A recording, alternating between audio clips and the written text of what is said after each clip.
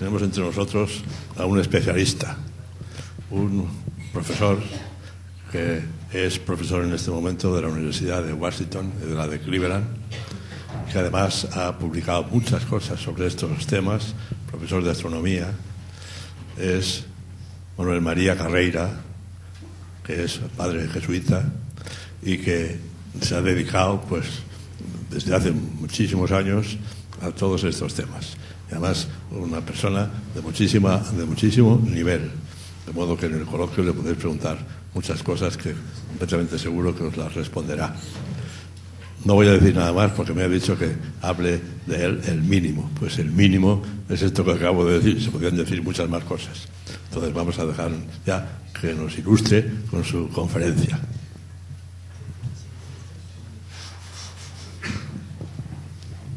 Muchas gracias y realmente es un gusto para mí hablar en este ambiente universitario y hablar de algo que yo creo que sí es enormemente interesante y que nos pone en el ámbito de una celebración múltiple, la celebración este año de 400 años desde que Galileo por primera vez miró al cielo con un telescopio. Hay también otras celebraciones con respecto a Darwin. Yo voy a hablar hoy de la parte astronómica. Antes de comenzar con lo que es la cosmología en el sentido técnico de la palabra, la cosmología moderna, quiero hacer notar unas cuantas ideas muy básicas. Primeramente, el concepto de ciencia es el estudio de la actividad de la materia y tiene que ser una actividad que puede, al menos en principio, comprobarse con un experimento y que da lugar a medidas. Y estas medidas permiten luego utilizar el simbolismo matemático para establecer relaciones entre propiedades y modos de actuar de la materia. Einstein tiene una frase muy digna de recordar. Dice que toda ciencia presupone una doble persuasión inicial, sin la cual es imposible hacer ciencia. La primera es que el universo existe objetivamente, me guste o no me guste. Existe con una serie de propiedades, con una serie de modos de actuar que no dependen de mi cultura, ni dependen de mis prejuicios, y eso es lo que tiene que estudiar el que quiere conocer cómo es el universo. Por lo tanto, no va a haber una ciencia distinta ni para un chino, ni para un americano, ni para un español, ni para un alemán. La ciencia va a ser el describir correctamente lo que el universo es y cómo actúa. Estas actuaciones se pueden comprobar, ocurren de una manera concreta que se repite una y otra vez en todos nuestros experimentos. Entonces podemos enunciar lo que llamamos leyes de la naturaleza. Ley es una palabra que aquí se usa en un sentido analógico. No es una norma impuesta por nadie.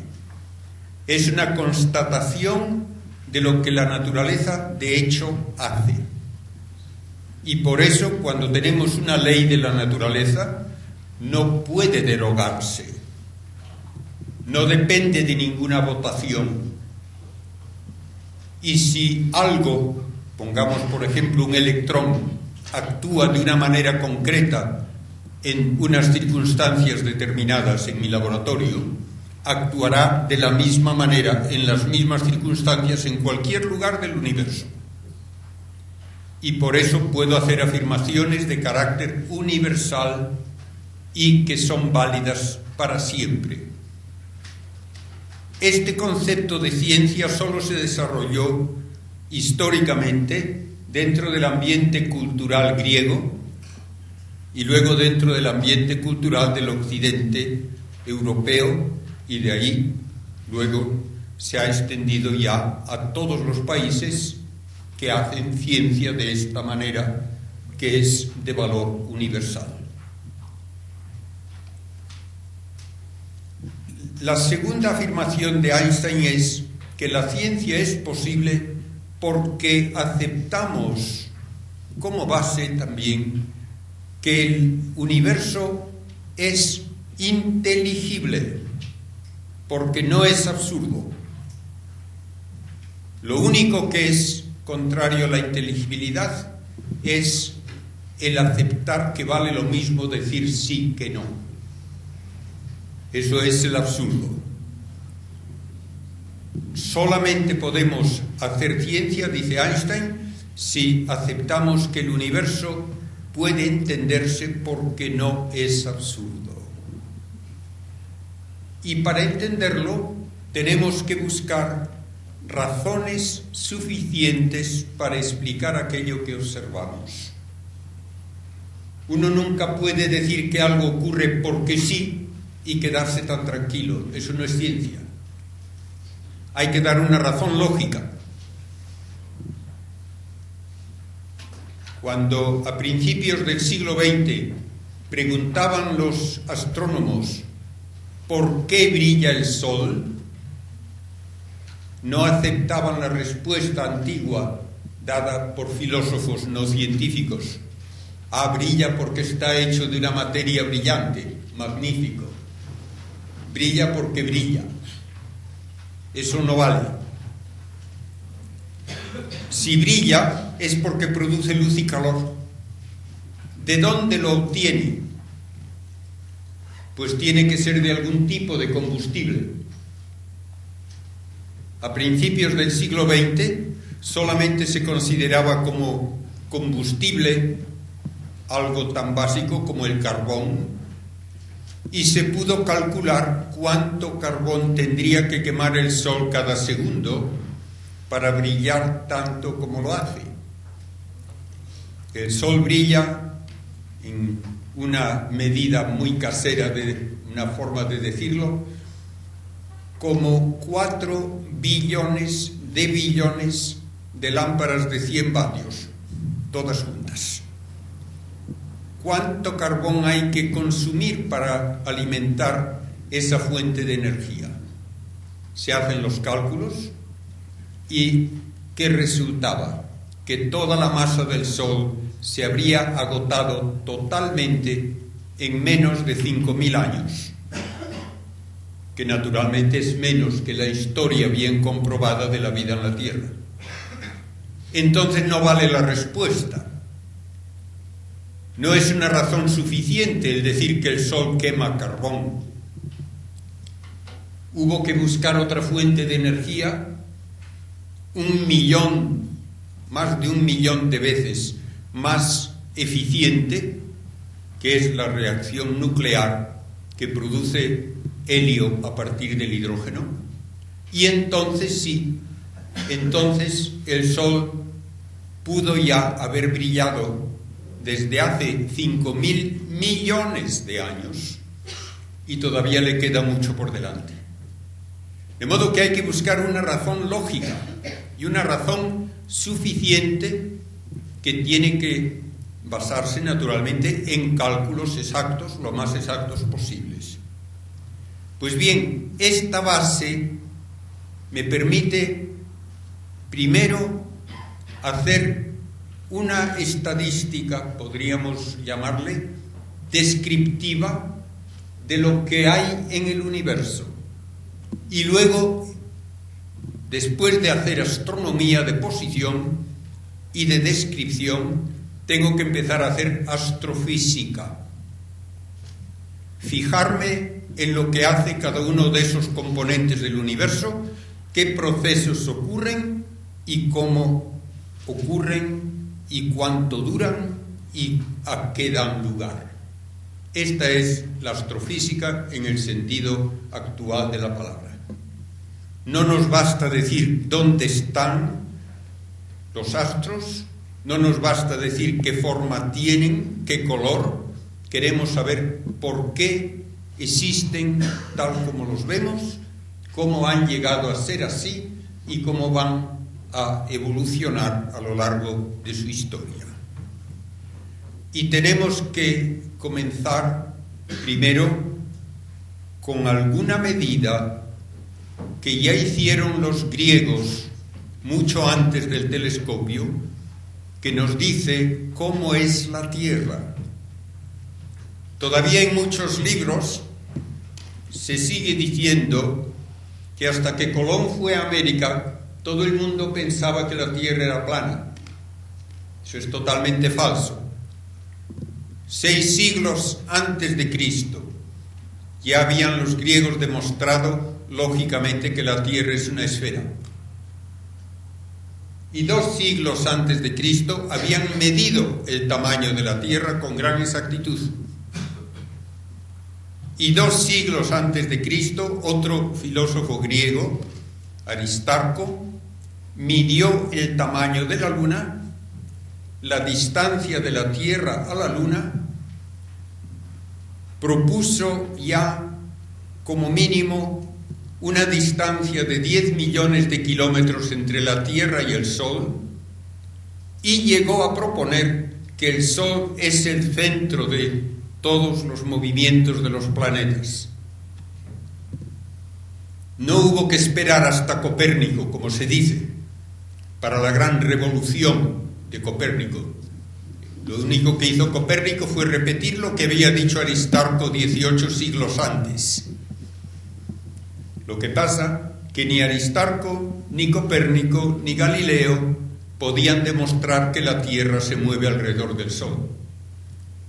Porque lo más obvio es que si el Sol está a 10 millones de kilómetros de la Tierra, como había dicho Aristarco, como medida mínima, entonces, si uno está en enero a 10 millones de kilómetros del Sol a la derecha, en junio estará a 10 millones de kilómetros a la izquierda. Y parece lógico esperar que con ese cambio de lugar debe cambiar un poco el paisaje de estrellas. Y no cambia. Y porque no se podía observar este cambio, no se tomó como ciencia la idea de que la Tierra va alrededor del Sol en tiempo de Aristarco, ni tampoco en tiempo de Copérnico. Incluso Galileo, aunque le debemos realmente admiración por sus contribuciones, pero se equivocó creyendo que él tenía una prueba de este movimiento de la Tierra. No la tenía. Hubo que esperar hasta 1838 para por fin detectar este pequeñísimo cambio de lugar de alguna estrella más cercana como resultado del movimiento de la Tierra en su órbita. Pues bien, así llegamos al momento en que Galileo usa un pequeño telescopio. Yo lo he visto en Florencia con un tubo de cartón de unos 80 centímetros de largo, una lente sencilla que tenía de diámetro útil poco más de 1 centímetro en un extremo y otra lente en el otro extremo, una lente divergente que le permitía aumentar el primero que hizo 8 veces y el mejor que llegó a hacer unas 20 veces. Pero como era el primero en mirar al cielo con un instrumento óptico, lo que vio revolucionó nuestro concepto del cielo. Hay que darse cuenta de cuál era la física en ese momento. La física se basaba en ideas no experimentales, sino filosóficas, de que todos los seres materiales por debajo de los astros están compuestos de 4 elementos: tierra, agua, aire y fuego. Y todos los astros de un 5.º elemento, le llamaban la quinta esencia. Cada uno de estos elementos tenía una dignidad que determinaba dónde debía encontrarse. Los más dignos, más altos. Entonces los astros tenían que estar arriba, porque estaban hechos de ese quinto elemento, que además tenía la propiedad de ser inmutable, incorruptible, y que brillaba por su cuenta, y se movía siempre en círculos perfectos, y siempre tenía forma esférica. Eso explicaba que los astros estuviesen a gran distancia sobre nosotros y que no se cayesen, porque estaban en su propio lugar. Por debajo estaba el fuego, por debajo el aire, por debajo el agua, y en el fondo, como lo menos noble, la tierra, que es otra de las ideas que se presentan equivocadamente con frecuencia. Se dice que se ponía la tierra en el centro porque pensaban que éramos nosotros muy importantes y teníamos que estar en el centro. Eso es pura tontería. La tierra estaba en el fondo de cualquier dirección que se la mirase, siendo una esfera, porque ese era el lugar más bajo de todos. Pues bien, con las observaciones de Galileo, en muy poco tiempo demostró que la luna no es una esfera perfecta. Tiene cráteres, tiene montañas, es un cuerpo físico. El sol no es incorruptible, tiene manchas que aparecen y desaparecen de un día para otro. También tiene que ser un cuerpo físico. Y vio 4 astros, puntitos luminosos, moviéndose alrededor de Júpiter, con lo cual demostró de un golpe que no todo tiene que ir alrededor del Sol y tampoco todo tiene que ir alrededor de la Tierra. Y así empieza la astronomía moderna. Empieza con la síntesis que da Newton, en que los movimientos de los astros alrededor del Sol, la caída de un cuerpo como una manzana, el que haya mareas, el que la luna vaya alrededor de la Tierra, todo tiene la misma única explicación, lo que llamamos la ley de la gravedad, que él prudentemente formuló diciendo: todo ocurre como si los cuerpos se atrajesen con una atracción proporcional a sus masas, inversamente proporcional al cuadrado de la distancia.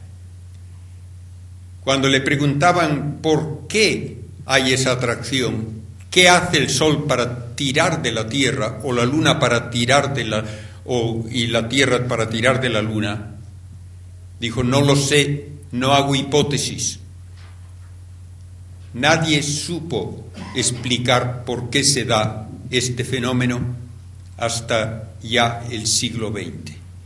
Y ahora, con esta base general, vamos a apagar las luces, si hacen el favor, y vamos a recorrer cómo es la nueva cosmología ya desde comienzos de la astrofísica en el siglo XIX y luego en el siglo XX.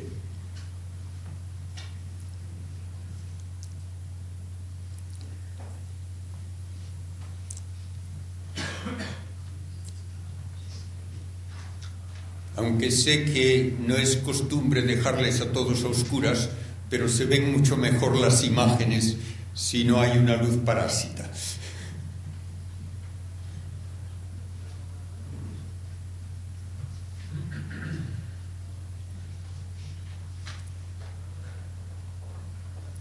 Bien, por lo menos está mejor así. Tenemos pues un universo para descubrirlo, y lo descubrimos estudiando lo que se ve primero a simple vista, puntos luminosos que a simple vista uno no puede ni siquiera imaginar qué son, ni dónde están, ni por qué brillan, pero que con diversos instrumentos nos permiten formar tal vez hipótesis de estructuras que luego se van estudiando cada vez en mayor detalle. Las estrellas parecen rodearnos como una banda relativamente concentrada que cruza el cielo, a la que llamamos la Vía Láctea. Da la impresión, mientras uno la ve a simple vista, de que estamos en el centro de un disco que cuando se ve de canto tiene muchas más estrellas que cuando lo vemos en su espesor. Y se comienza a estudiar a las estrellas analizando su luz. Es posible pasar la luz de un cuerpo luminoso como una bombilla a través de un prisma y entonces tenemos un arco iris de colores que van sin solución de continuidad desde el rojo hasta el violeta. Si predomina el azul, la temperatura es más elevada que si predomina el rojo. Tenemos ya una indicación así de la temperatura de las estrellas. Si hay un gas caliente como en un tubo fluorescente, se ven líneas brillantes de diversos colores y de diversa intensidad, que son como la huella dactilar que nos dice de qué elementos está formado ese gas. Y si hay un gas frío frente a la bombilla, tenemos líneas oscuras que también me permiten saber de qué elementos está compuesto el gas. Esto se aplicó muy pronto a las estrellas y se pudo empezar a tratar de conocer su tamaño y su luminosidad cuando se estableció su distancia. En 1838 finalmente se pudo demostrar que una estrella relativamente cerca, vista en enero, aparecía contra un fondo distinto que cuando se la ve en julio. Midiendo ángulos se puede calcular la distancia y tenemos la primera indicación de la enormidad de lo que es el universo. La distancia de la Tierra al Sol, la luz la recorre en 8 minutos y medio. Desde la estrella más cercana tarda 4 años y medio. Todo ello permite ahora clasificar a las estrellas por su tamaño, por su luminosidad, por su temperatura. Y hay estrellas azules con una temperatura superficial de unos 30.000 grados, estrellas como el Sol con unos 6.000 grados de temperatura, y otras de color rojizo con 3.000 o menos. Y podemos clasificar a las estrellas en un diagrama en que, sabiendo su distancia y su temperatura, podemos saber su luminosidad. Y hay estrellas gigantes azules que brillan hasta 1 millón de veces más que el Sol, estrellas rojas enanas que solo brillan 1/millonésima parte, y el Sol resulta ser una estrella mayor que más del 90% de todas las que podemos observar. Esta clasificación de las estrellas por su luminosidad y su color la propuso por primera vez el padre Secchi, un jesuita de Roma, que fue honrado por la Agrupación Astronómica Internacional en 1978 con un congreso en Roma en el centenario de su muerte por ser el fundador de la astrofísica.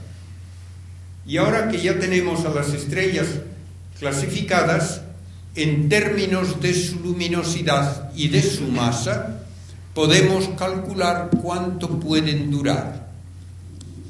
Sorprendentemente, cuanta más masa tiene una estrella, más pronto se consume. Porque una estrella puede tener 30 o hasta 50 veces la masa del Sol, pero brilla 1 millón de veces más. Entonces gasta el combustible mucho más aprisa y esa estrella se agota muy pronto.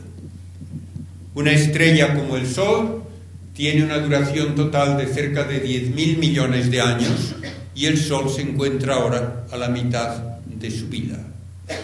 Las estrellas que menos brillan son las que más duran, aunque tienen poca masa.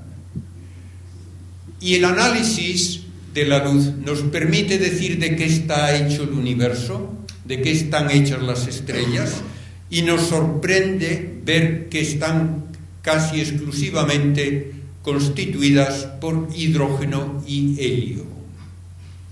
Dos elementos que apenas existen en la Tierra. El hidrógeno en la Tierra solo existe prácticamente en el agua.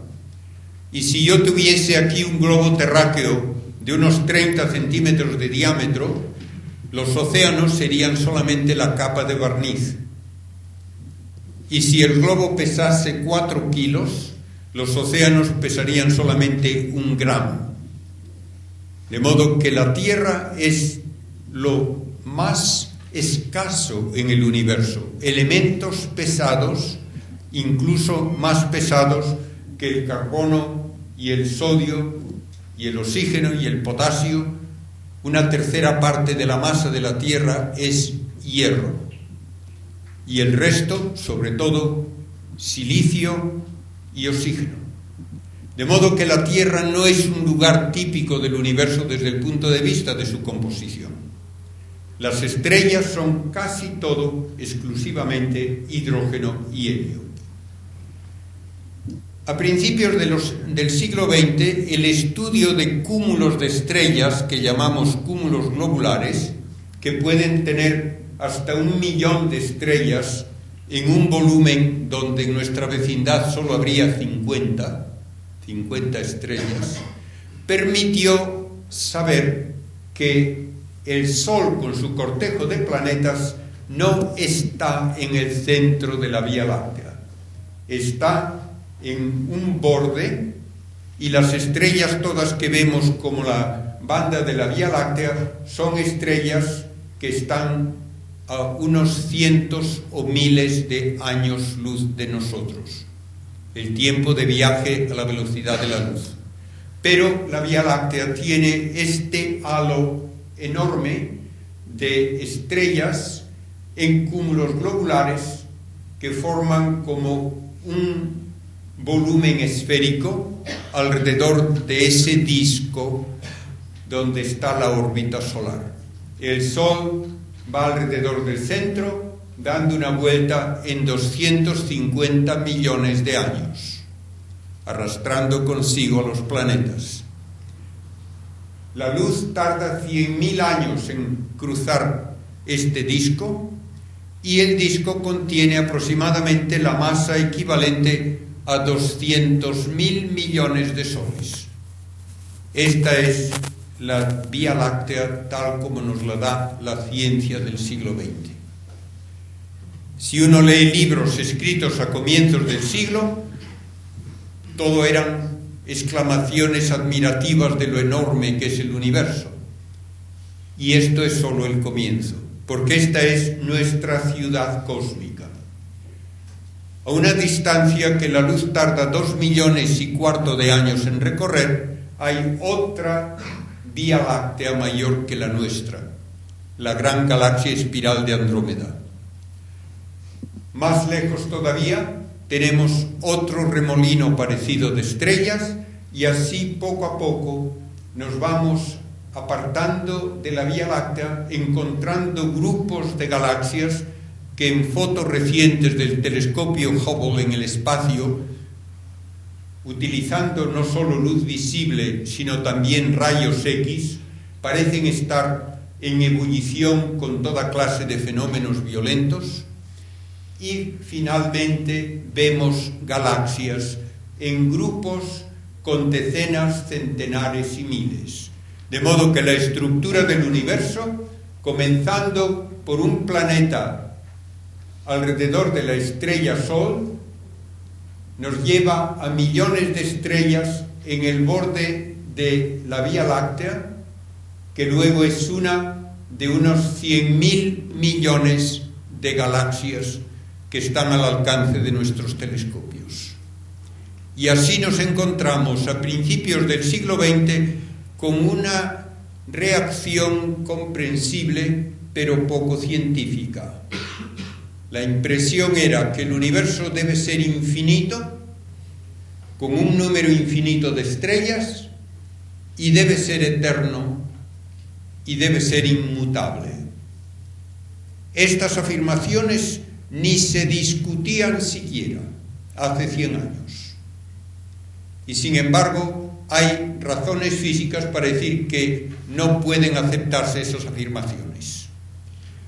Si el universo tuviese un número infinito de estrellas, todo el cielo estaría cubierto de estrellas y no habría espacio oscuro entre ellas. Lo que ocurre cuando vemos un bosque suficientemente profundo, llega el momento en que no se ve espacio entre los troncos, y algo parecido tendría que ocurrir si hubiese un número infinito de estrellas. Es la que se llama la paradoja de Olbers.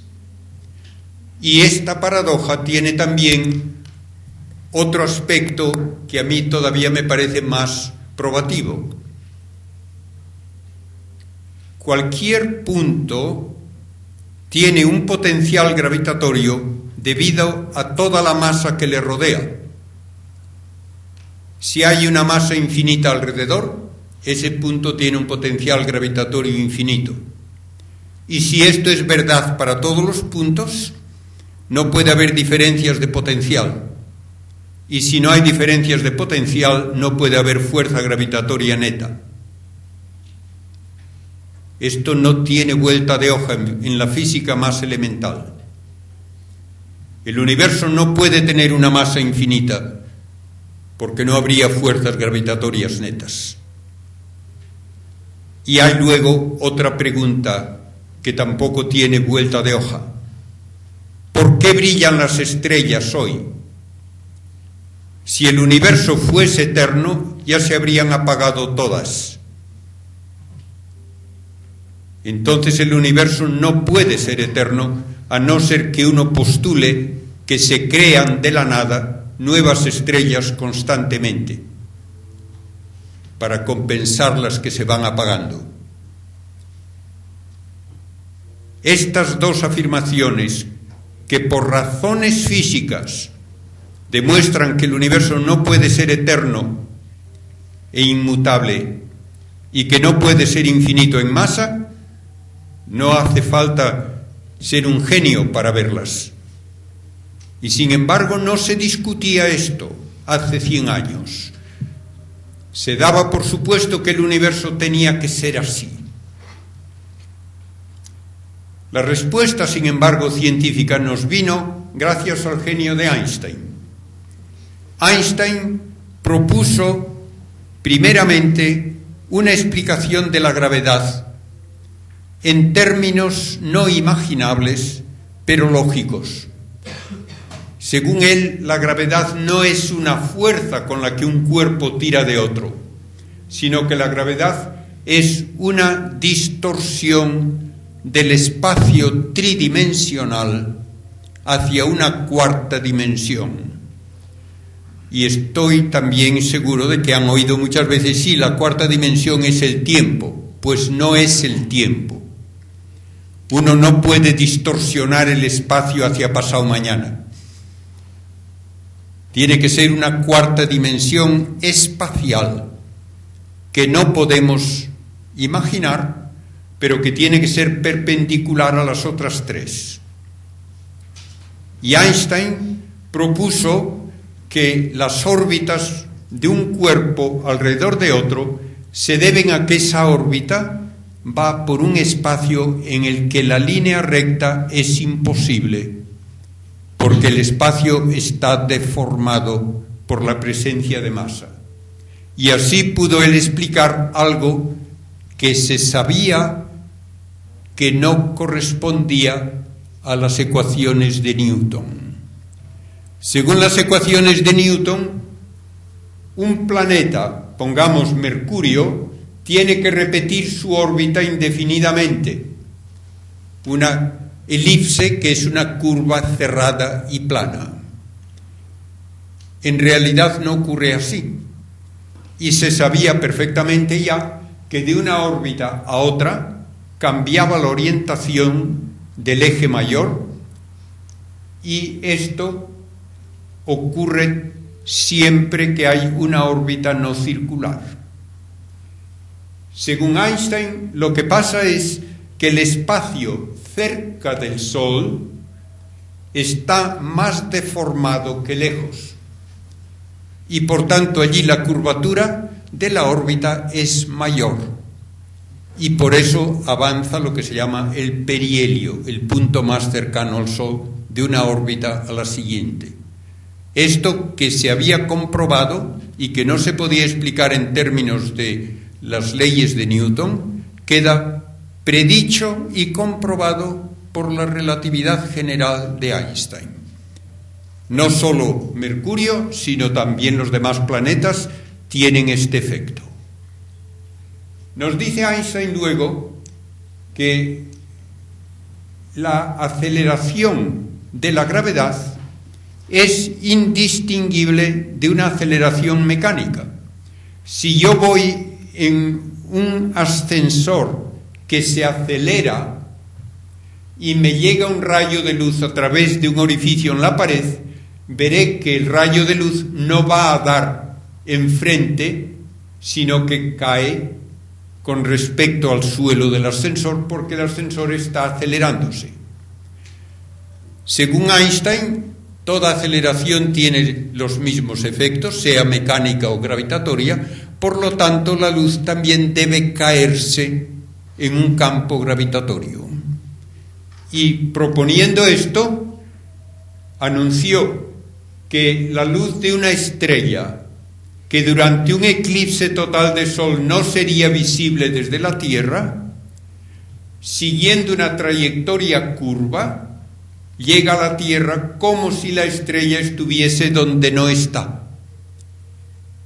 Y esto se pudo comprobar en 1919, cuando se fotografió el cielo durante un eclipse de Sol, y dos estrellas cuya posición era bien conocida cuando el Sol no estaba allí, 6 meses antes, aparecían más separadas de lo debido cuando el Sol estaba en medio, porque su luz llegaba a nosotros de esa manera en que hay una trayectoria curva que nos obliga a apuntar al telescopio a donde la estrella no está.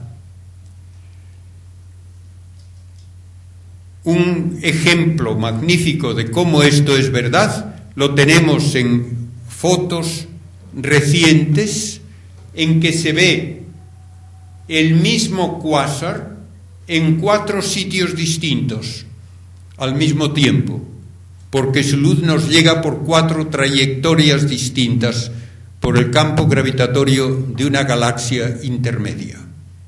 De modo que tenemos pruebas físicas de que el espacio se ve afectado por la presencia de masa, y en ese espacio no puede haber trayectorias rectas. El espacio se deforma. Aplicando esto a todo el universo, Einstein nos dice que toda la masa del universo debe causar una curvatura general que hace que el espacio tridimensional sea finito, pero ilimitado.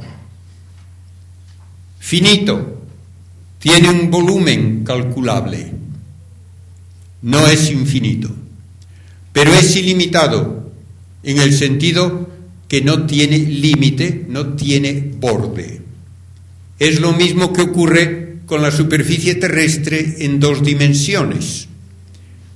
La superficie terrestre sabemos perfectamente cuántos kilómetros cuadrados tiene, pero yo puedo recorrer toda la Tierra y nunca encuentro un borde, nunca encuentro un límite.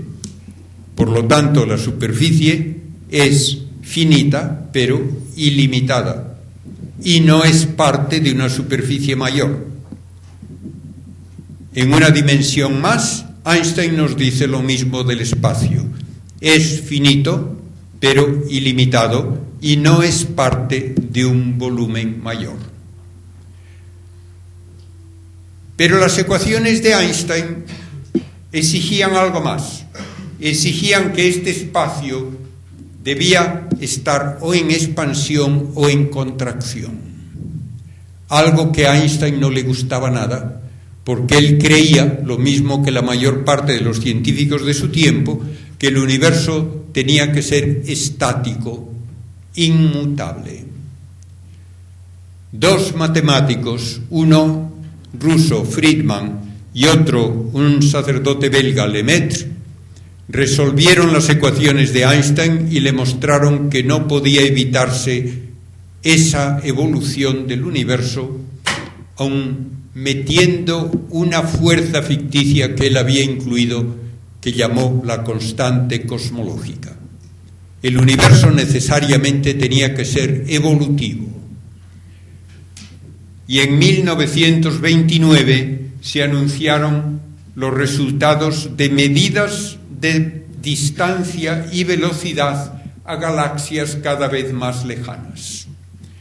El corrimiento de unas líneas del espectro hacia el rojo es una indicación de velocidad de alejamiento. Pues bien, cuanto más lejos está de nosotros una galaxia, más aprisa se está alejando de nosotros. Tenemos la base de una nueva cosmología con la ley de Hubble.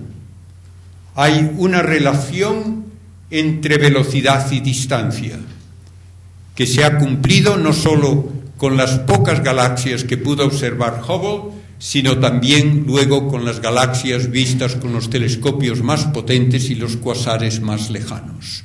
El universo está en expansión porque es el espacio mismo el que se expande y arrastra consigo a las galaxias, y también aumenta las longitudes de onda, haciendo rojiza la luz de esas galaxias.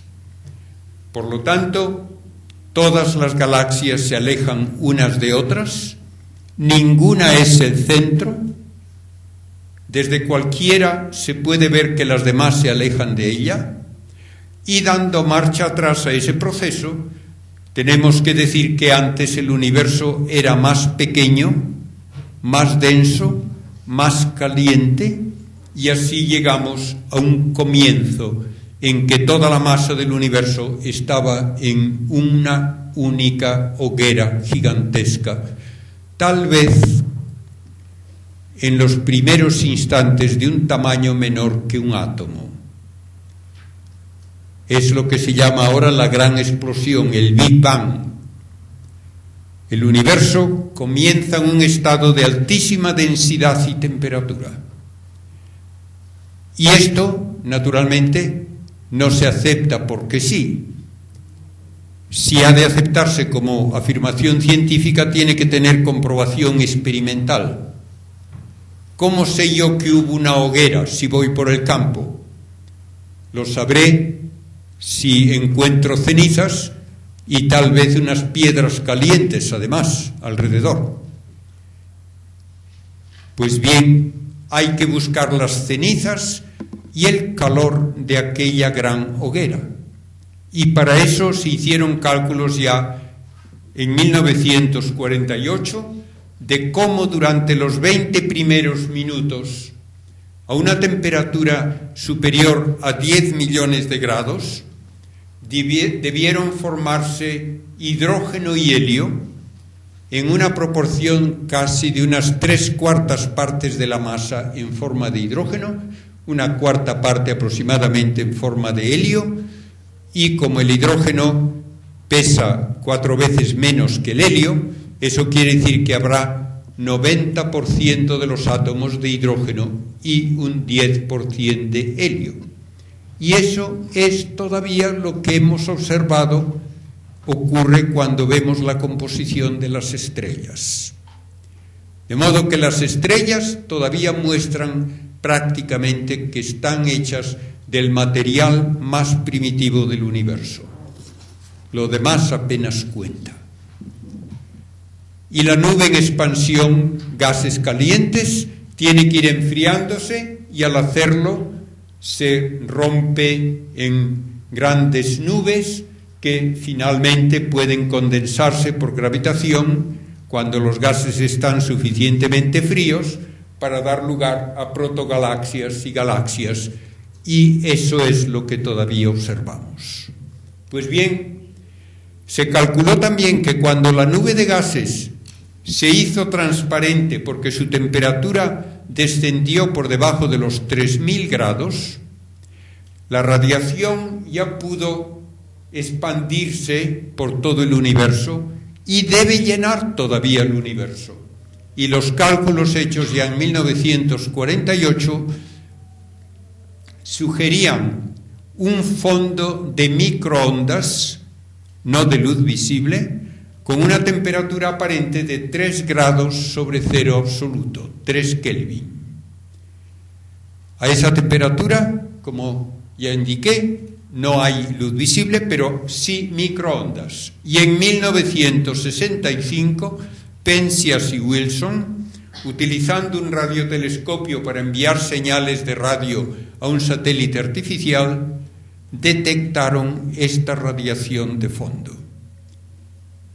Tiene las características adecuadas y con radiotelescopios se puede detectar además que aparece de una forma un poquito menos que uniforme, concentrada en la dirección de la constelación de León debido al movimiento de todo el sistema solar alrededor de la galaxia. También se pudo decir que la curva de intensidad con respecto a la frecuencia es perfectamente la curva teórica de un cuerpo negro, un emisor perfecto, a 2 grados con 73 centésimas sobre cero absoluto. Una comprobación verdaderamente asombrosa de aquel cálculo hecho ya en el 48. Penzias y Wilson recibieron el premio Nobel por haber detectado ese calor residual de la gran hoguera primitiva. Se han hecho recientemente con un satélite llamado COBE, Cosmic Background Explorer, mapas de la distribución de esa radiación que muestran pequeñas variaciones del orden de una 100.000ª de grado que parecen indicar semillas de concentración de materia que luego dieron lugar a las galaxias. Lo que nosotros observamos es lo que forma la radiación aproximadamente unos 400.000 años después de la gran explosión primitiva. Otra comprobación de que el universo evolucionó la encontramos al descubrir cuásares, que son núcleos de galaxias primitivas, que no existen en los primeros momentos del universo, abundan cuando el universo es observado como era hace 12.000 millones de años y no existen ahora. El universo ha cambiado su composición, por lo tanto, a lo largo de su evolución. Y tenemos 3 modos básicos de calcular su edad: por la edad de las estrellas más primitivas, de los elementos radioactivos más duraderos y por el movimiento de las galaxias, y todo nos lleva a un momento de hace casi 14.000 millones de años. La cifra que ahora se considera más exacta, 13.700 millones de años, es la edad del universo. A partir de esa gran explosión se formarán entonces galaxias, y entre ellas la Vía Láctea, y dentro de las galaxias naturalmente se irán formando luego otras estructuras, cúmulos de galaxias, cadenas de galaxias, en que ellas se pueden modificar por choques que todavía se observan, sobre todo en infrarrojo, por el efecto de compresión de los gases que brillan entonces en el infrarrojo más que en luz visible. Choques tan curiosos como que queda solamente un anillo de una galaxia cuyo núcleo ha sido aislado por otra galaxia que impactó de lleno.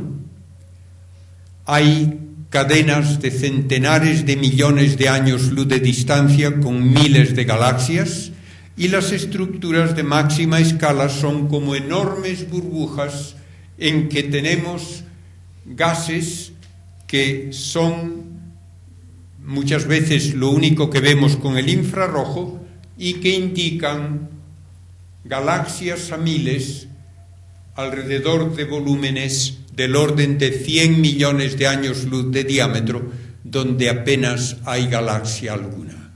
El universo tiene estas grandes estructuras y todavía no sabemos realmente explicar su formación en detalle. Dentro de cada galaxia se forman estrellas por la compresión gravitatoria de grandes nubes de hidrógeno y helio, hasta que se alcanza en el centro de la nube una temperatura de 10 millones de grados. Entonces comienza a brillar la estrella por reacciones nucleares que transforman hidrógeno en helio, y eso es lo que mantiene su luminosidad casi constante durante un 90% de su existencia. Pero finalmente la estrella se apaga y deja de brillar y deja un cadáver que depende de qué masa tenía la estrella en sus características.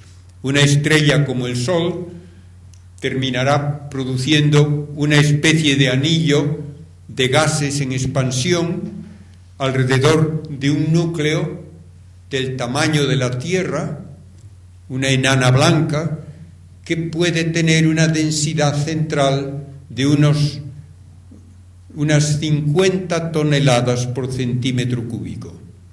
Eso es lo que queda después de la evolución de una estrella de tipo solar. En estrellas de mucha más masa que el Sol se pueden formar los elementos pesados hasta el hierro, y por eso encontramos que hay mucho menos hierro en estrellas muy primitivas que en estrellas recientes. Y es en las estrellas de más masa donde esos elementos pueden formarse por reacciones nucleares que pueden alcanzar los 3.000 millones de grados para producir el hierro. Todo lo que es más pesado que el hierro solamente puede sintetizarse en la explosión final con que termina la evolución estelar de estrellas de gran masa. Una supernova que durante horas puede tener exceso de energía suficiente para sintetizar todos los elementos hasta el uranio. Alguna cosita de oro que tengamos, de plata, de cobre, de platino, son ceniza de supernovas, estrellas mucho mayores que el Sol, que explotaron mucho antes de que se formase el planeta Tierra. De todo ese material se pudieron formar luego los planetas rocosos como es la Tierra. El cadáver de una estrella de ese gran tamaño puede ser lo que llamamos una estrella neutrónica. Su diámetro es aproximadamente comparable a una ciudad, unos 10 a 20 kilómetros de radio, y su densidad central alcanza los 1.000 millones de toneladas por centímetro cúbico. Y en el caso más extremo, cuando el cadáver pesa 3 veces más que el Sol o más, tendremos lo que llamamos un agujero negro, en que ya no puede hablarse ni siquiera de una cifra para la densidad, porque teóricamente esa materia ya invisible se comprime sin límite dentro de un volumen inaccesible a nuestros experimentos.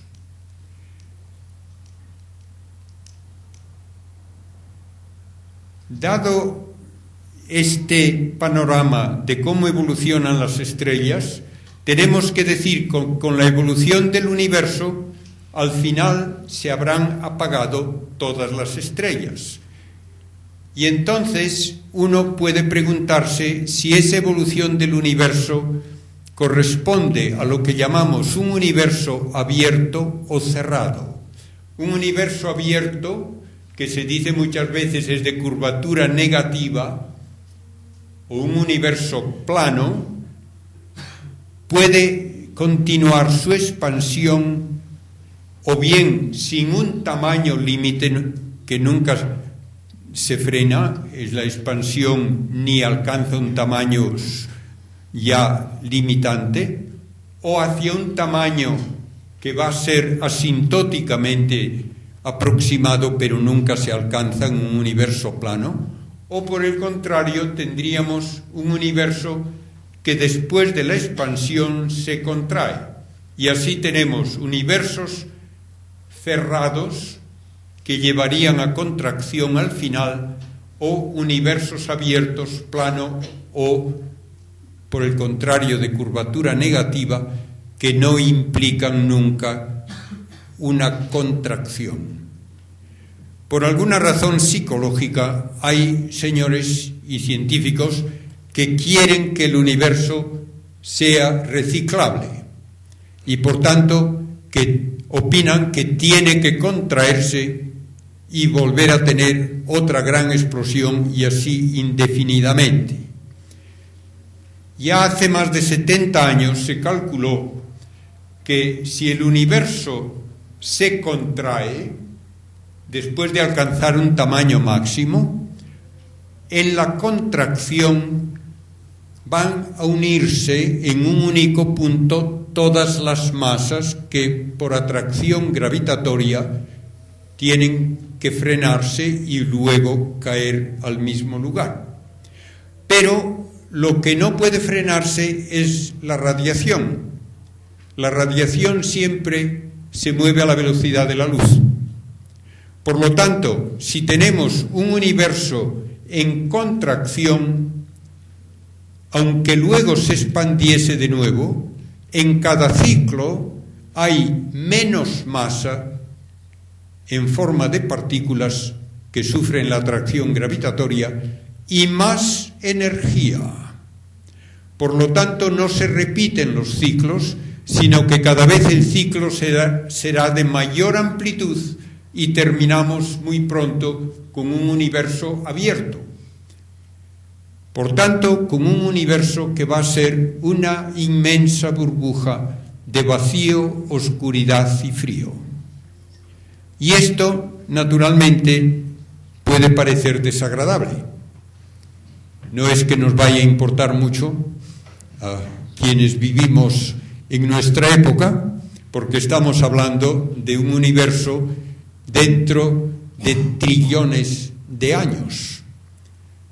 Las estrellas se habrán apagado ya todas cuando hayan pasado 10 billones de años y la expansión del universo debe continuar hasta que llegue el momento en que hasta los mismos agujeros negros se evaporan, por lo que llamamos la radiación de Hawking, y el final es eso, universo que es espacio vacío, oscuro y frío, con una radiación tenuísima que va acercándose más y más al cero absoluto, pero sin alcanzarlo nunca. Contra esa idea se proponen a veces hipótesis nuevas, hipótesis de una nueva cosmología que quiere encontrar una razón que evite ese final en una síntesis de las 4 fuerzas de la naturaleza que la física admite: la gravitatoria, la electromagnética, la nuclear fuerte y la nuclear débil. No hay todavía esa síntesis. Nadie ha conseguido todavía una única formulación para las 4 fuerzas. Podemos decir que estamos en el límite de lo conocido experimentalmente cuando hablamos de los componentes de la materia, el átomo, que por fuerza electromagnética tiene los electrones alrededor del núcleo, el núcleo donde los protones y neutrones están unidos por la fuerza nuclear fuerte, y la fuerza nuclear débil permite convertir una partícula en otra, por ejemplo, un protón en un neutrón más un electrón. Bien, todo eso puede uno decir, en teoría, podría llegar a darnos una formulación unitaria de la fuerza nuclear débil y la electromagnética. Se ha conseguido la unión. Con la fuerza nuclear fuerte no se ha conseguido todavía, y hay dudas de que se pueda meter la fuerza gravitatoria en una única síntesis, pero se trabaja en ello. Si hay esa unificación de fuerzas, el protón debe ser inestable a muy largo plazo. Su vida media, se calculó originalmente, debía ser del orden de 10 elevado a 30 años, un 1 seguido de 30 ceros. Se buscó su desintegración en una serie de experimentos que debían haberla detectado si esa era su vida media, y no se encontró prueba alguna de que se desintegre, por lo cual hay que suponer que hay que añadir por lo menos un par de ceros a esa cifra, y ya resulta técnicamente imposible prácticamente el hacer el experimento, de modo que no hay comprobación experimental de que el protón sea inestable. Otra idea que se ha manejado es que el universo pudo comenzar siendo pura energía, y si fuese pura energía, entonces en esa pura energía las 4 fuerzas estarían unidas. Pero de pura energía deben formarse cantidades iguales de materia y de antimateria, y eso no ocurre. En el universo solo hay, en gran escala, materia y no hay antimateria. ¿A qué se debe esa falta de simetría? Se dice a que hay una pequeña irregularidad en la fuerza nuclear débil que hace que por cada par de partícula y antipartícula haya una partícula de más. Y por eso se pueden convertir en energía todos los pares completos, pero queda la partícula que no tenía contrapartida. Si esto fuese así, debería haber en forma de energía aproximadamente 100 millones de veces más masa que la que hay en forma de partículas, y eso no es verdad. De modo que tampoco vale esto como una solución lógica. Recuerdo que hablando con otro astrónomo del Observatorio Vaticano, cuando le dije esto, llegó el momento en que dijo, pues tal vez tengamos que renunciar a la conservación de masa y energía. Y digo, yo antes renuncio a esa hipótesis, que no tiene prueba alguna, que es el que el universo haya comenzado siendo pura energía. Si hubo la unión de todas las fuerzas, las teorías matemáticas más recientes hablan de que el universo tuvo que comenzar con un periodo de expansión rapidísima que se llama la inflación, y que entonces eso explicaría que el universo hoy sea muy uniforme. Pero tampoco hay prueba para esta teoría de la inflación. Por ahora no tiene prueba experimental alguna. Podría mencionar otra serie de ideas, pero no quiero pasarme del tiempo que supongo ya ha llegado al límite que ustedes normalmente tienen de 1 hora, y por tanto voy a decir simplemente que todas estas teorías puramente matemáticas, por ahora sin comprobación experimental, podría ser que recibiesen algún apoyo si el CERN, el gran acelerador de partículas de Suiza, llega a demostrar que hay algunas consecuencias verificables experimentalmente de varias de las teorías que hoy se proponen.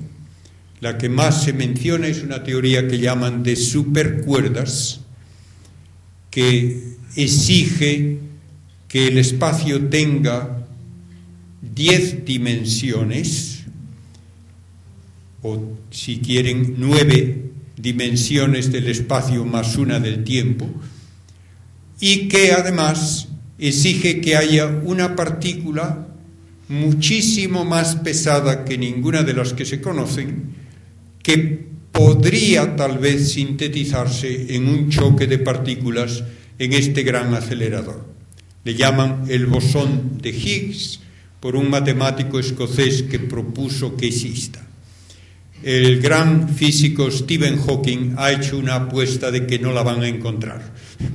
De modo que si uno mantiene una actitud un tanto escéptica, creo que está en buena compañía. Realmente tenemos que decir que no entendemos a la materia, sabemos solamente cómo ha evolucionado a partir de esa gran explosión, pero no hay nada que nos diga por qué el universo comenzó como comenzó y no de otra manera. Recordemos que la física solo habla de cómo actúa la materia observable, pero no puede explicarnos por qué hay materia, ni por qué la materia tiene las propiedades iniciales que tuvo y no otras. Y es pedir demasiado a los experimentos el que nos respondan a esas que son preguntas más bien metafísicas. Uno de los grandes físicos del siglo XX, premio Nobel, maestro de premios Nobel, John Archibald Wheeler, dice que esa es la pregunta que a él más le intrigaba. ¿Por qué hay algo en lugar de nada? Naturalmente, ningún experimento ha de contestar a esa pregunta. Y de la misma manera, también él preguntaba qué relación hay entre las propiedades de la materia del universo ya en su primer momento y el que haya un universo habitable por nosotros casi 14.000 millones de años más tarde. Todo ello nos llevaría a una serie de discusiones mucho más amplias que lo que puede hacerse en una única conferencia. Espero que lo que les he dicho les dé por lo menos una idea de lo mucho que se ha avanzado en los últimos 100 años. Ya entendemos básicamente a las estrellas, ya sabemos las estructuras del universo en las diversas escalas. Podemos hablar de cómo fue esa gran explosión y hemos encontrado las cenizas y la radiación de esa gran hoguera. Y podemos hablar ahora de cómo va a terminar el universo según las leyes físicas. Si podemos, además, llegar a una síntesis de orden matemático de las 4 fuerzas, ese es el sueño de los físicos de hoy. Pero el problema que ahí se encuentra, y es el gran misterio de la física actual, es que la relatividad de Einstein y la mecánica cuántica son 2 pilares de la ciencia moderna perfectamente basados en muchos experimentos, cada uno en su campo, pero son conceptualmente incompatibles y nadie sabe cómo casarlos. Tenemos que usar la gravedad según Einstein, tenemos que usar la teoría general de la relatividad según Einstein cuando hablamos de todas las grandes estructuras del universo, y tenemos que hablar de la mecánica cuántica cuando hablamos de cómo era el universo en esos primeros momentos en unos tamaños de orden atómico o menor. Y nadie puede todavía darnos una síntesis de esas 2 grandes teorías. Mientras esto no se consiga, tendremos que decir que no entendemos el universo. Y finalmente, con una frase de Steven Weinberg, un gran físico, premio Nobel por la síntesis de la teoría del electromagnetismo y la fuerza nuclear débil, la fuerza electrodébil, en su libro Los 3 primeros minutos termina con una frase desoladora. Un universo tan maravilloso que produce tantas cosas a lo largo de miles de millones de años para luego destruirlo todo. Y así dice él, cuanto más conocemos el universo, más absurdo parece. Y si uno solo ve la evolución material, realmente esa es la única consecuencia que se puede tener.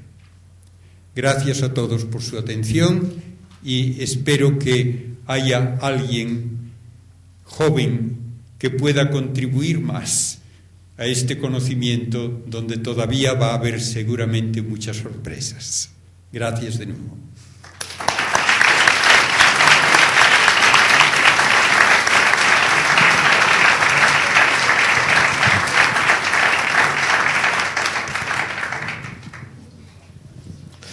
Bueno, pues después de oír la conferencia, vuelvo a repetir lo que dije al principio, que íbamos a oír cosas de mucho nivel, pues así ha sido, en mi opinión. Vamos a ver qué preguntas ha suscitado todo esto que acabamos de oír. ¿Se pueden preguntar? Vamos a empezar por este señor. Entiendo que no se conoce el origen del universo y que probablemente no se conocerá nunca. Y otra segunda, y es ¿qué sentido tiene el origen? No le oigo bien, por favor. ¿La primera la ha oído? La primera es que entiendo que no se conoce el origen del universo antes de los 10 elevado menos 43 segundos. O sea, el primer átomo no se sabe por qué estaba ahí. ¿O qué había antes de ese primer átomo? ¿O quién lo puso? ¿O qué lo puso?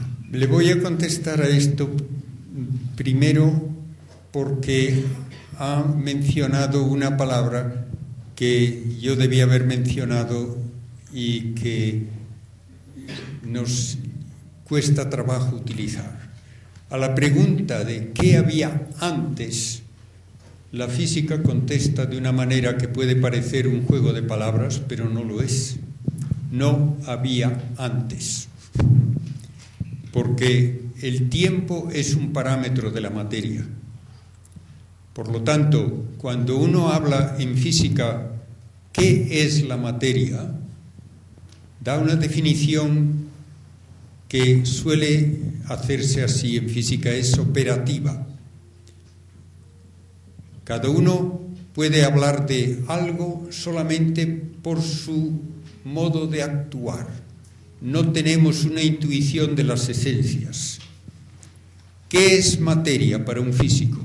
Es todo y solo aquello que puede tener alguna interacción por una de las 4 fuerzas, por lo menos: la gravitatoria, la electromagnética, la nuclear fuerte y la nuclear débil. Y esto abarca partículas, energía, vacío físico, espacio y tiempo. Todo eso es materia. Por tanto, si comenzó a existir el universo, comenzó a existir todo eso de un golpe. Y no se puede hablar ni de un espacio previo ni de un tiempo previo. La segunda es ¿qué sentido tiene? Primero, tampoco se conoce el origen de la vida. ¿Y qué sentido tiene la inteligencia como sentido de la vida a nivel cosmológico, no terráqueo? Dentro del estudio del universo material no se puede hablar de qué sentido tiene algo, porque eso nunca lo va a medir con un experimento. Por eso hay que pasar de una actitud de preguntas físicas a preguntas metafísicas. Y esas, naturalmente, tienen que utilizar los datos de la ciencia, pero tienen que ir por una nueva metodología hacia algo nuevo. ¿Qué sentido tiene el universo? Primeramente, como ya he dicho, eso no lo va a responder ningún experimento. Lo único que se puede hacer es inferir tal vez un sentido de pensar qué ocurriría si alguna de las propiedades de la materia fuese distinta de lo que es. Y esto ha sido el objeto de estudio de grandes físicos, no de filósofos o teólogos. Han estudiado qué ocurriría, por ejemplo, si la fuerza nuclear fuerte, que es 137 veces más intensa que la electromagnética, fuese, digamos, un número más redondo, 150 veces o 100 veces. Hacen los cálculos, no podría haber vida. ¿Qué ocurriría si la fuerza electromagnética, en lugar de ser 10 elevado a 40 veces más potente que la gravitatoria entre dos electrones, fuese 10 elevado a 41 o a 39? No podría haber vida. ¿Qué ocurriría si el protón, que pesa 1836 veces más que el electrón, pesase, por ejemplo, 1900 o 1800? No podría haber vida. Y así, una vez tras otra, por cálculos científicos, se llega a la conclusión de que parece que hay un ajuste finísimo de propiedades del universo, de la materia, ya desde el primer momento, de tal manera que cualquier cambio no trivial lleva consigo el decir no podría darse vida, y por lo menos no podría darse vida evolucionada hasta el nivel de vida inteligente, que es algo que ha tardado miles de millones de años en ocurrir. Por lo tanto, ahí se busca un sentido y se enuncia, y lo repito, esto lo han hecho físicos, con el título de El principio antrópico, que viene a decir que el universo es como es porque tiene el ajuste de propiedades adecuado para que pueda finalmente aparecer la vida inteligente. Y yo tengo un libro así de grueso, de varios científicos de mucho renombre, que se titula así, El principio antrópico cosmológico, y hacen cálculos con todo rigor en contra de las ideas de que por azar puede ocurrir esto y lo otro y lo demás allá. Pues dice no, aquí uno no puede menos, como dice también Wheeler, de sentir como que el universo estaba preparándose para nuestra existencia. Naturalmente esto no es física, esto no es ciencia, es una metafísica basada en los datos y los cálculos científicos, pero no es ni debe presentarse como ciencia física. Pero puede dar entonces una respuesta a la pregunta de si tiene sentido el universo. Tiene sentido si se ve como hecho con gran precisión para que pueda existir la vida humana, la vida inteligente, por lo menos en un sitio. No sabemos de otro, pero por lo menos en un sitio sí. De modo que tenemos ahí una base de datos sobre la cual tenemos que inferir tal vez una respuesta para la pregunta de si el universo tiene sentido. Bien, vamos a ver la siguiente pregunta.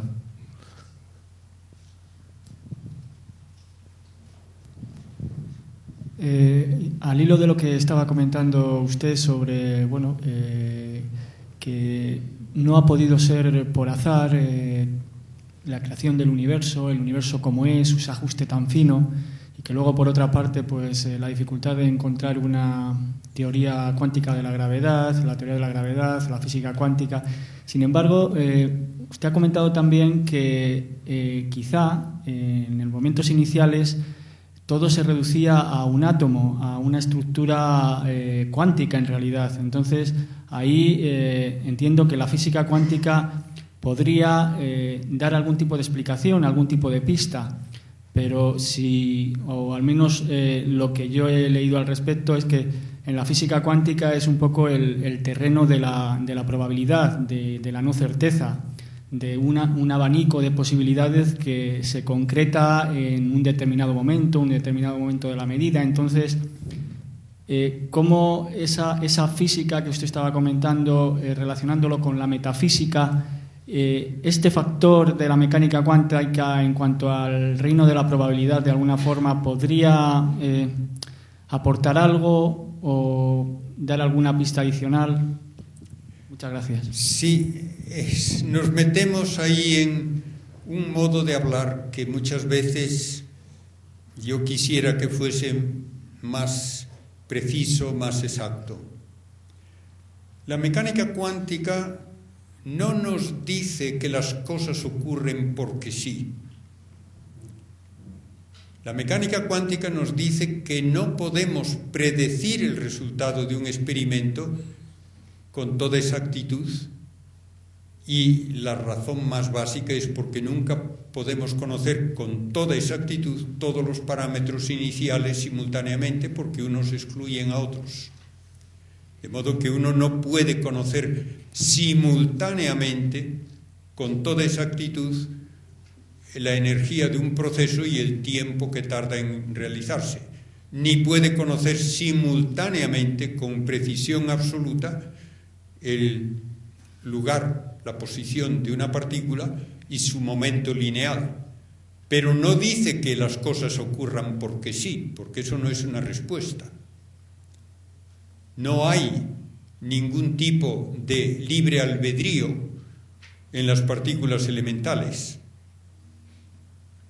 Lo que tenemos que decir al momento inicial del universo es que si es verdad, que no lo ha demostrado nadie, que toda la masa del universo estaba en un volumen menor que un átomo, entonces habría que tener en cuenta a la mecánica cuántica.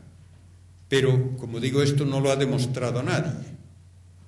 Nadie sabe cómo ha comenzado el universo.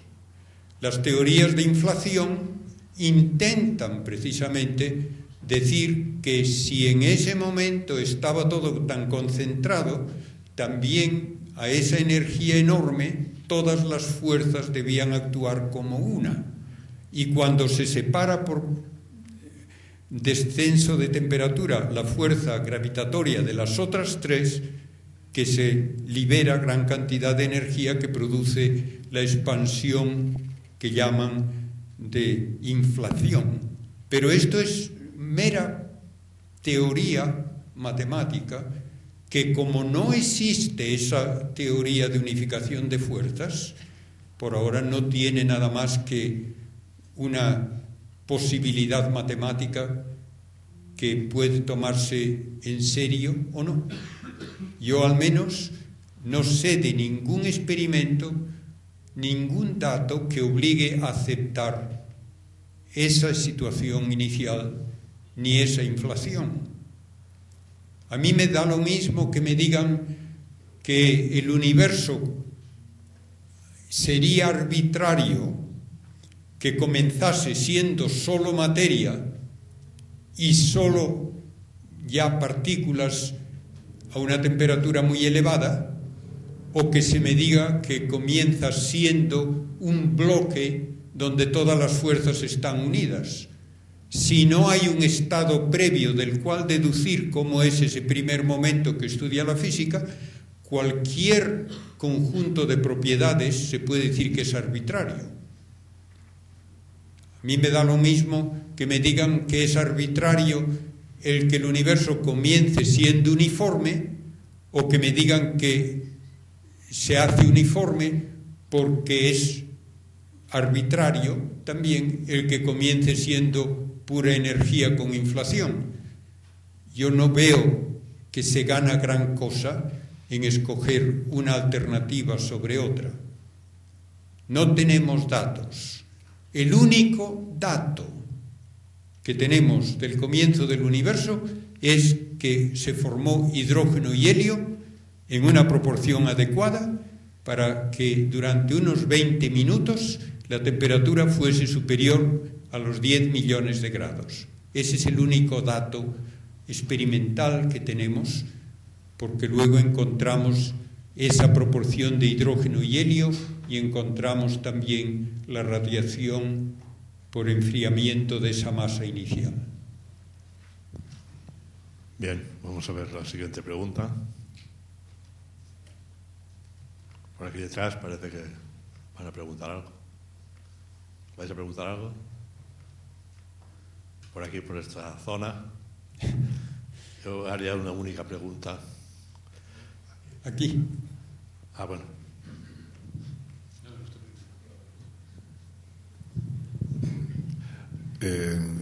Bueno, en primer lugar, muchas gracias por la conferencia, porque ha sido interesantísimo. Hay una cuestión que probablemente está explicada en lo que ha dicho, pero no lo he entendido suficientemente. Bueno, las galaxias se ve que se alejan, y además se alejan a más velocidad cuanto más lejos están, parece que he entendido. No sé, que parece que se detecta que se alejan a más velocidad de nosotros o del punto que quieras cuanto más distancia están. Pero ¿por qué se alejan? O sea, ¿por qué están continuamente en expansión? O sea, el universo en expansión, ¿o por qué se alejan? Sí. Bien, me alegro de la pregunta, sí, porque es una pregunta que ahora tiene una respuesta inesperada, que no está bien establecida, pero hay que tomarla por lo menos como una probabilidad. Que las galaxias tienen que alejarse unas de otras. Si hubo esa gran explosión inicial, parece pues que se atribuía simplemente a la inercia. Si hubo una gran explosión, los cascotes todavía están alejándose unos de otros, podríamos decirlo de esa manera. Pero desde hace 10 años se afirma que esa expansión, en lugar de frenarse como se creía tenía que hacerlo, cada vez va más a prisa.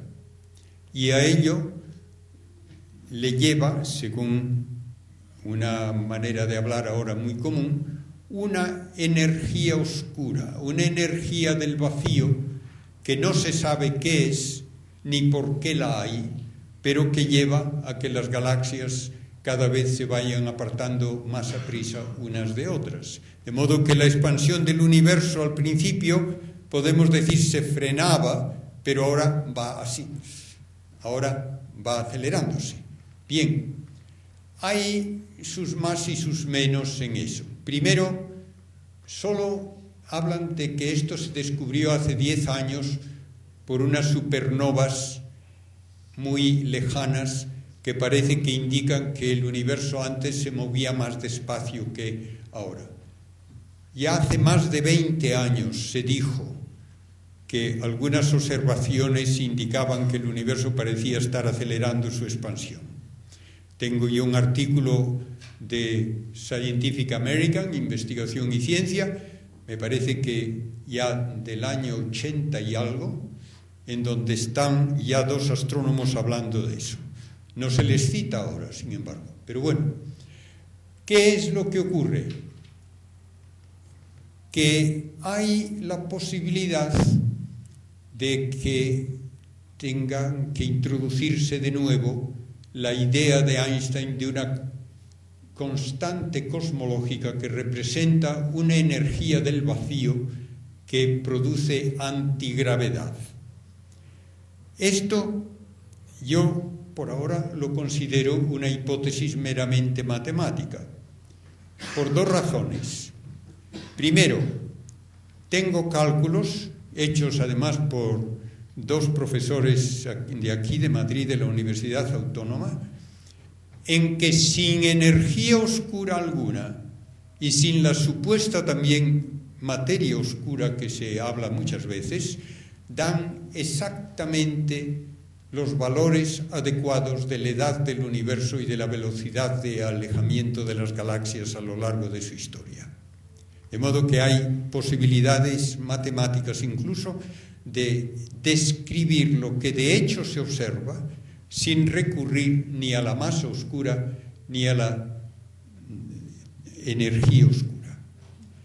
Con respecto a la masa oscura, un cosmólogo de Tel Aviv, de Israel, Mardokai Milgrom, ha propuesto ya hace más de 10 años una modificación de la mecánica de Newton que él dice tiene que modificarse, y lo aceptamos todos, la mecánica de Newton, en situaciones de enorme cantidad de masa que nos lleva a usar la relatividad general. Él propone que también hay que modificarla un poco cuando la densidad es mínima. Y con esa pequeña modificación, las curvas de rotación de las galaxias, que eran la razón de proponer la materia oscura, se reproducen perfectamente, encajan como un guante en lo que se observa. Y no hace falta la materia oscura, entonces. Por otra parte, esto lo voy a decir como una sugerencia que se ha hecho sin dar una razón para ella, pero yo les voy a proponer una razón que a mí se me ocurre. El espacio vacío, como ya indiqué, es parte de la materia, es parte del mundo físico. Tiene propiedades medibles, tiene propiedades geométricas que cambian con la presencia de masa y tiene una constante dieléctrica, epsilon sub 0, y una permeabilidad magnética, mu sub 0, que determinan la velocidad de la luz en el vacío. Pues bien, al expandirse el espacio desde un volumen mínimo hasta la grandeza del universo que hoy observamos, sus propiedades geométricas han cambiado drásticamente. La curvatura se ha hecho mucho menos ahora que lo que era hace miles de millones de años. Me parece lógico suponer que también su constante dieléctrica y su permeabilidad magnética hayan cambiado cuando el espacio aumenta tan enormemente de volumen. Y si han cambiado esas dos propiedades electromagnéticas, entonces ha cambiado la velocidad de la luz. Y si ha cambiado la velocidad de la luz a lo largo de la evolución del universo, entonces hay que hacer de nuevo todos nuestros cálculos de velocidades y de distancias y de edades. Y esto parece que no lo hace nadie. Hay un portugués, Magueixo, que ha propuesto que cambia la velocidad de la luz a lo largo de la historia del universo, pero no dice por qué. Yo le sugiero que si cambia el espacio de ser muy pequeño a ser tan enorme, algo deben cambiar sus propiedades. Y entonces tendríamos que recalcular todo lo que es la expansión del universo que hoy observamos. De modo que quedan todavía incógnitas que me parece van a dar que hacer en el futuro. Y una de ellas es si el universo de veras está acelerando su expansión o si ese es un efecto aparente de alguna de estas otras consideraciones. Una cuestión que ha surgido. Entonces, el vacío también es infinito. El vacío es materia. No también, digo, el vacío es infinito. No es infinito, es finito. Todo el volumen del universo es finito. Lo que pasa que, claro, todos instintivamente preguntamos ¿qué hay más allá? Y la respuesta es no hay más allá. Como también tuve que responder que hubo antes, no hubo antes. Lo único de que podemos hablar científicamente es de esto que llamamos el universo, que es el conjunto finito, material y también finito temporalmente, que es accesible, por lo menos en principio, a nuestros experimentos, a nuestras comprobaciones. Buenas noches, creo que son ya. Muchas gracias por su extraordinaria conferencia. Y yo realmente iba a hacer la pregunta que ya está usted respondiendo, de que cuando leemos que la materia observable solamente es un 4% y que el resto es o materia oscura o energía oscura, bueno, pues usted ya parece que está dando estas explicaciones, aunque ahora me desconcierta un poco saber que algunos profesores cercanos aquí no necesitan esos conceptos, cuando el 96% de la materia o de la energía no se sabe dónde está. Tiene usted toda la razón, y por eso algunas veces se dice de una forma muy gráfica que verdaderamente estamos en una situación penosa si tenemos que admitir que el 90 y tantos % de lo que hay en el universo no tenemos ni idea de lo que es. En estas otras maneras de hablar, pues no sería así. Bueno, la pregunta mía es esta.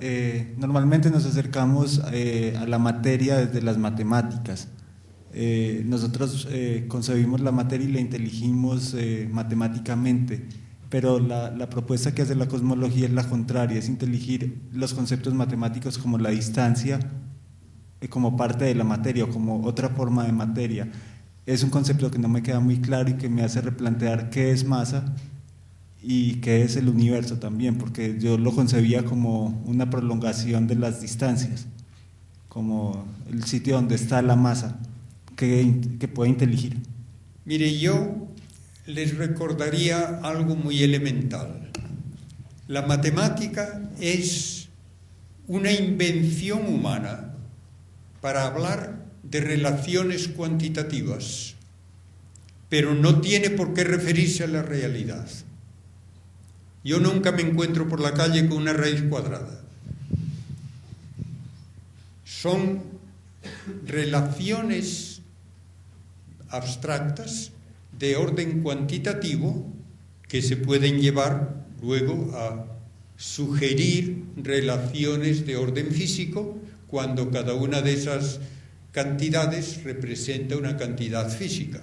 Si yo puedo representar, como lo hago por ejemplo en la ecuación de Newton, masas y distancias como realidades físicas y les doy un valor matemático porque pueden ser medidas, entonces puedo establecer una fórmula que es muy hermosa por lo mucho que dice en una forma muy sintética.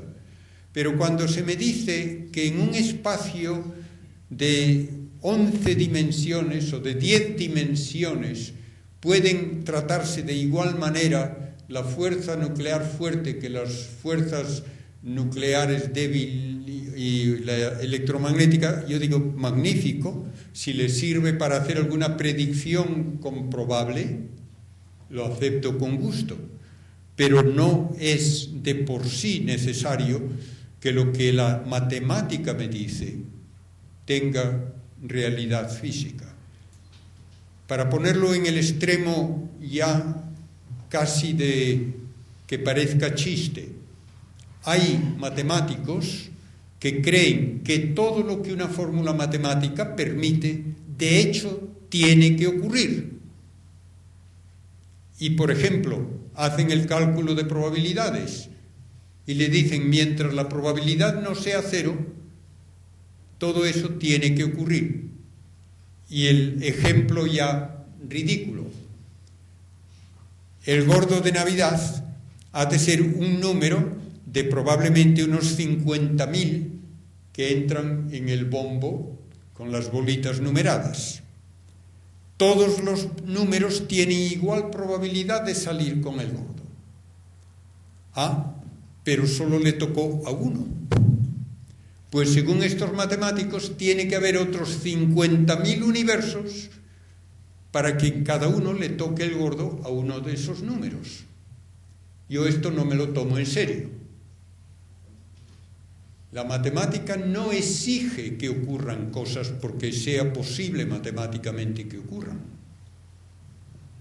La matemática se puede usar para describir lo que ocurre cuando lo compruebo experimentalmente, pero de por sí la matemática no exige que ocurra.